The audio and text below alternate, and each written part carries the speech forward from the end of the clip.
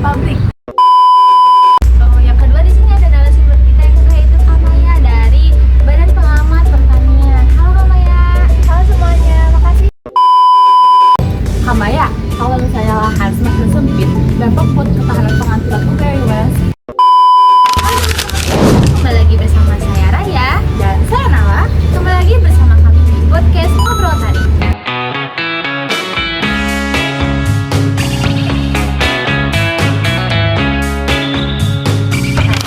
Tempat ngobrol santai dan serius tentang dunia pertanian. Nah, kali ini kita ada topik serius nih tentang alih fungsi lahan dari sawah jadi pemukiman, kebun jadi pabrik.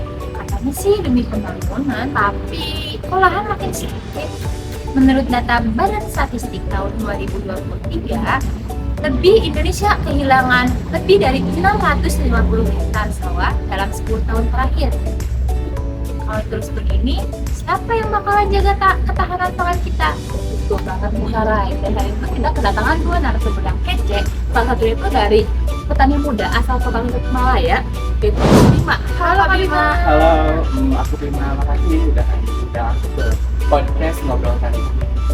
Yang kedua di sini ada narasumber kita yang kedua yaitu Kamaya dari Badan Pengamat Pertanian. Halo Kamaya. Halo semuanya, makasih ya udah undang saya di sini. Langsung aja nih, aku mau nanya ke Kak Bima. Kak Bima, kenapa sih di lapangan banyak sekali petani yang melepas lahannya untuk dibangun menjadi perumahan atau pabrik? Mungkin karena kamu juga lihat ya, dan banyak petani mungkin jualnya. Karena ini yang pertama pasti salah satunya faktor ekonomi. Karena kan sebagai petani gitu ya, kalian juga sendiri kayak tahu juga kan duit karena juga harus menunggu berbulan-bulan gitu. Dan juga belum harga pupuknya mahal, harga perawatannya mahal, dan juga belum kan nanti bisa aja sih buahnya tuh malah kena serangan penyakit sama kan. Jadi kan salah satunya pasti faktor ekonomi sih, karena di kampus saya sendiri ya tanah itu 1 hektar harganya bisa mencapai 810 sampai 1 juta. Nah, itu kalau lebih menguntungkan dibandingkan si petani menunggu hasil panennya gitu selama berbulan-bulan yang hanya bahkan mendapatkannya sedikit.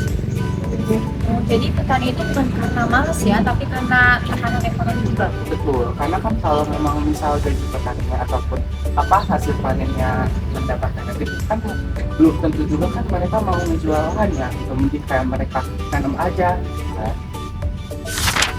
Nah, dari sisi kebijakan itu kayak gimana sih Kak Maya?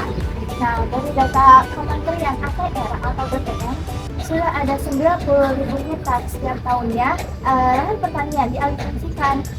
Jadi, pada data 10 tahun terakhir sudah ada 1 juta hektar lahan pertanian yang hilang karena tekanan pembangunan dan meningkatnya kebutuhan lahan untuk pemukiman dan industri. Go. Nah, Kak Maya, kalau misalnya lahan semakin sempit, dampak buat ketahanan pangan itu kayak gimana sih? Dampak buat ketahanan pangan itu cukup besar ya. Misalnya pada produksi padi pada tahun 2018 produksi padi mencapai 59 juta ton. Nah, pada 2023 produksi padi mencapai 54,5 juta ton. Jadi ada penurunan sekitar 4,5 juta ton. Nah, sedangkan konsumsi pangan nasional di Indonesia itu mencapai 33 juta ton per tahun. Jadi, penurunan sekecil apapun akan berpengaruh terhadap ketersediaan pangan kita. Bisa aja, setahu saya di Indonesia kan naiknya 3 juta orang per tahun. Nah, jadi meskipun penurunannya itu sekecil itu, tapi kerasa banget gitu perbedaannya. Apalagi harga beras tahun 2024 itu hampir 14.000 per kilo. Nah, mungkin tadi udah disebutkan ya mengenai harga beras naik tersebut diakibatkan karena harga pupuk beras yang tinggi. Nah, biasanya dulu itu 125.000, tetapi sekarang hampir mencapai 150.000, bahkan hampir mencapai 200.000 rupiah. Nah, kan dengan biaya produksi yang tinggi, hal tersebut tuh kan akan menurunkan minat petani untuk bertani gitu. Jadi makanya kebanyakan petani akan memilih menjual lahannya untuk menjadikan perumahan, industri ataupun bahkan pabrik.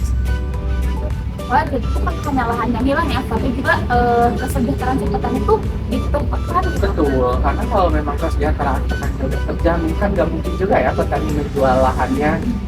Kesana aja sekarang banyak bangun gitu. Ternyata jadi petani itu gajinya kecil, ditekan ekonomi juga. Betul. Tiga.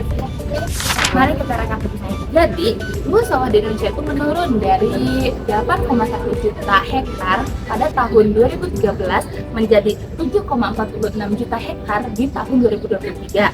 Sedangkan penduduk di negara kita itu semakin naik gitu, menjadi 278,7 juta jiwa.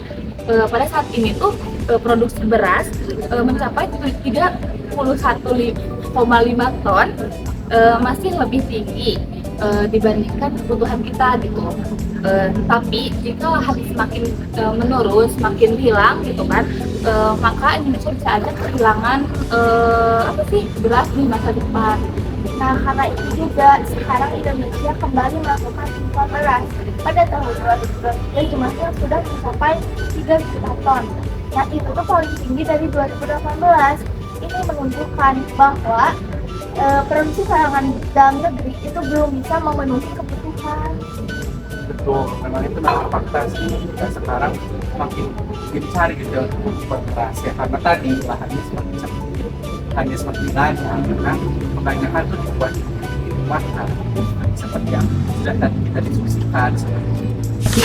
Wah, diskusi hari ini lengkap banget nih, dari mulai penyebab, dampak, sampai solusi. Intinya tanah ini bukan soal cuma tanah ya, tapi juga soal tentang masa depan pangan kita ke depan. Ya betul banget Karai. Kalau sawahnya berkurang, kedaulatan buat pangan kita juga akan berkurang. Betul Kak, seperti yang tadi disebutkan Kak tadi ada juga Kanala gitu ya. Kalau menurut saya sih, ngapain kita punya hidup banyak-banyak tapi masyarakat kita gak bisa gak punya nasi buat dimakan gitu, jadi percuma aja seperti itu. Ya, jadi kalau kita mau melindungi ketahanan pangan kita harus ada kontribusi dari semua pihak, dari pemerintahan, dari masyarakat, dari mahasiswa maupun petani. Nah, untuk itu kita harus menjaga ketahanan pangan kita dari sekarang. Ini jadi tanah jadi gedung, kita mau makan apa? Ya. Sepertinya sih makan tanah. Iya ya.